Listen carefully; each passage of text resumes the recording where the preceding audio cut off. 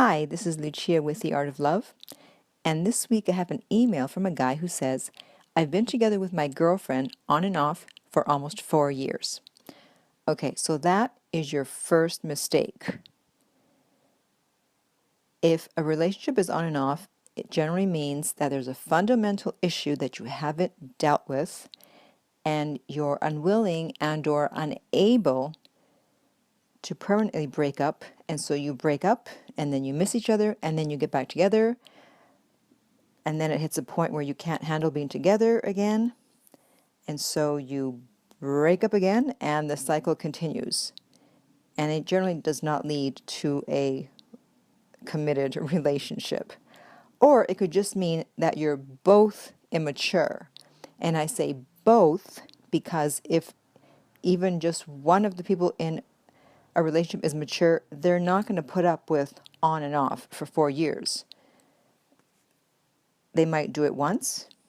You get one breakup, and then you get back together, and then if it happens again, they'll say, no, I'm not doing this again. We already got back once. It didn't work. I'm out. I'm moving on. But if you're both immature, then you're willing to put up with this endless yo-yo cycle. Okay, continuing on. Recently, she started going to the gym with a very fit female friend of hers. She seems to not appreciate me anymore, and we aren't talking at the moment, taking a break, if you will. So the fact that you mentioned this, I'm asking, are you blaming her friend for the breakup? Are you blaming the gym? I'm just wondering why you mentioned this in your email. So it's her decision to break up, even if there's outside influences, the gym, the friend, whatever. At the end of the day, it is her decision. Okay, she's done this in the past, but for short periods of time. So it sounds like she's the one that's doing the breaking up. And that's where we have the on-again, off-again relationship. He says, it's going on 2 months and I really miss her, but I'm still upset that she just didn't appreciate how well I treated her. I showed her the utmost respect. What should I do now? So, there are some key words in this last sentence that lead me to believe that you are not being an alpha male. And those key words are, didn't appreciate how well I treated her, and utmost respect. A lot of times you hear people saying, oh, I did everything for him. I treated him like gold. I treated her so well. Yeah, you spoiled them and they didn't reciprocate in return. And so they took you for granted. It's okay to spoil someone as long as they're spoiling you back, as long as they're mutual spoiling, as long as she's treating you as well as you treat her, as long as she's showing you as much respect as you're showing her, then it's okay. But if you're treating her well and she's not, and you stay there and you put up with on again, off again, then what you're saying is, here I am, walk all over me, do whatever you want. I'll always be here. I'll always be your little puppy dog waiting for you no matter how you behave.